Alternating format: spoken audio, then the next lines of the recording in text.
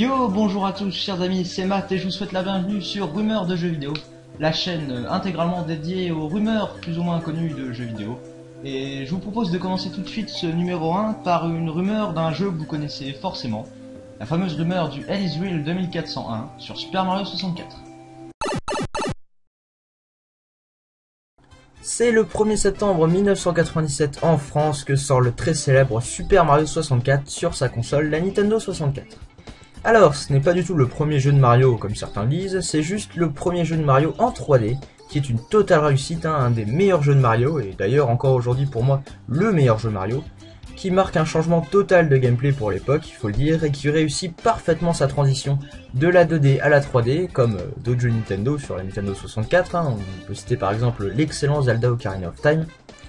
Et donc, la rumeur du Hell is Real 2401 impliquerait que Luigi, le frère de Mario, serait jouable dans l'aventure, et la base de cette rumeur, c'est que les joueurs s'apercevaient que l'on pouvait lire, ou plutôt que l'on pouvait déchiffrer, ce qu'il y avait de marqué sur, vous savez, l'espèce de fontaine statue dans le jardin du château de Peach, à savoir Hell is Real 2401.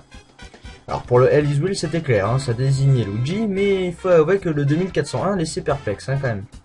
Beaucoup de gens ont essayé de faire le lien avec la date de sortie de Paper Mario, mais il était sorti bien plus tôt aux États-Unis, donc ça ne correspondait pas. IGN.com proposait même à un moment donné une récompense de 100$ pour celui qui arriverait à prouver que Luigi était bien présent dans le jeu. Et sachez quand même qu'il y a eu plus de 300 propositions faites pour pouvoir jouer Luigi. Nintendo de son côté a toujours nié l'existence de Luigi dans Super Mario 64, mais s'amusait aussi un petit peu avec cette rumeur. Par exemple, dans un numéro du magazine Nintendo Power, le sommaire disait expliquer la rumeur du Hell is Real, page 128. Or, le magazine n'avait que 108 pages. Ouais, Nintendo nous a un peu trollé sur ce coup-là. Au final, la rumeur s'est avérée vraie pour très peu de joueurs et seulement sur les vieilles consoles américaines. Par exemple, une des méthodes qui a marché pour un joueur en 2003 est la suivante. Alors, je précise quand même que la méthode que je vais énoncer est une des moins compliquées. Voilà, enjoy. Donc, il fallait brancher une manette dans la prise 2, mettre le joystick en avant au maximum, puis aller dans la partie B, qui devait être vierge, sinon ça ne marche pas. Entrer dans le château et appuyer sur L, R et Start en même temps.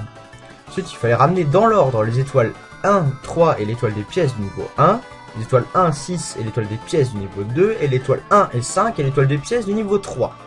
Ensuite, il fallait aller dans le niveau de Bowser, le premier, pour prendre l'étoile des pièces rouges, mais une fois arrivé à Bowser, vous devez vous laisser tuer par celui-ci. Ensuite, allez prendre l'étoile 6 du niveau 4 et aller dans le niveau du switch rouge, donc du bouton rouge pour avoir la casquette ailée, en prenant l'étoile mais sans écraser le switch rouge, c'est-à-dire sans appuyer sur le bouton. Ensuite, allez retuer Bowser dans son premier niveau en ayant 164 pièces. Pour avoir 164 pièces dans le jeu, bonne chance. Ensuite, il fallait aller dans la salle des piscines, dans la cave pour enfoncer les piliers.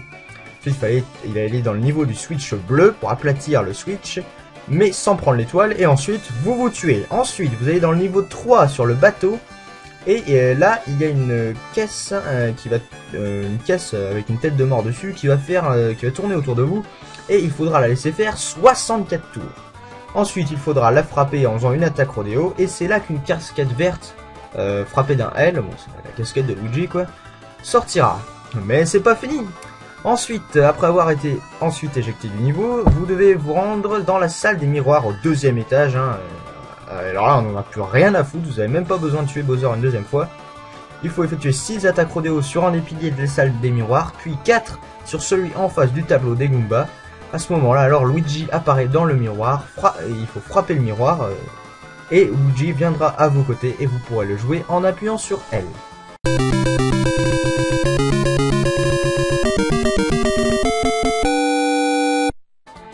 Je sais, c'est du grand délire, mais je vous assure que c'est une des méthodes les moins tordues que j'ai trouvées. Il y en avait aussi une autre qui impliquait d'avoir 121 ou 122 étoiles au lieu d'en avoir 120. Rumeur qui était basée sur le fait que en ayant 100 pièces dans un niveau, on avait une étoile supplémentaire. Voilà, rumeur de jeux vidéo, c'est terminé pour aujourd'hui. C'était le tout premier, donc s'il y a des choses qui vous dérangent ou qui ne vous ont pas plu, n'hésitez pas à me le dire en commentaire.